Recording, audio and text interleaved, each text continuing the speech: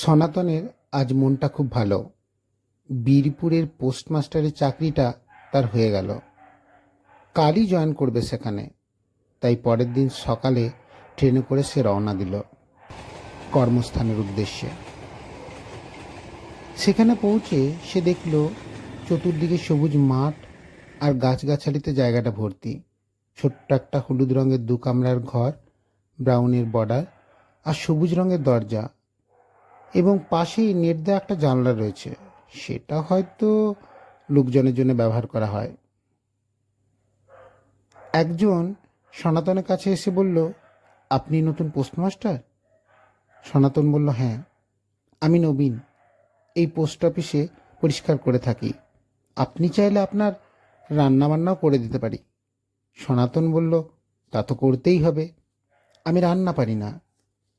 ঠিক আছে বাবু, তবে সন্ধ্যের আগে বাড়ি ফিরে যাব। রাত্রে রান্না বিকেলেই করে দেব। সনাতন বলল, কেন?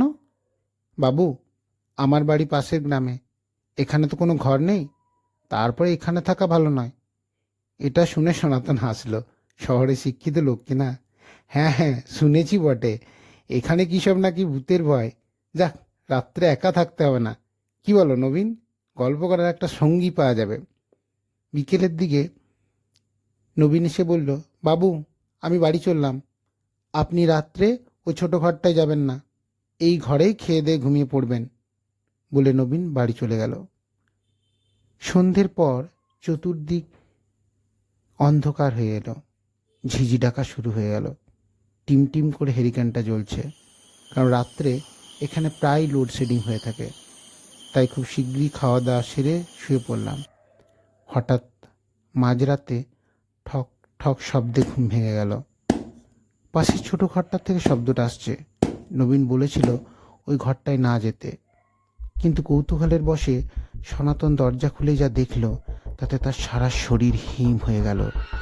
সে দেখল একটা কঙ্কালসার হাত পোস্ট অফিসের সমস্ত চিঠিতে স্ট্যাম্প দিচ্ছে। এটা দেখার পর সনাতনকার কেউ খুঁজে পায়। সনাতনের সাথে কি ঘটল তা কেউ জানতে পারল না।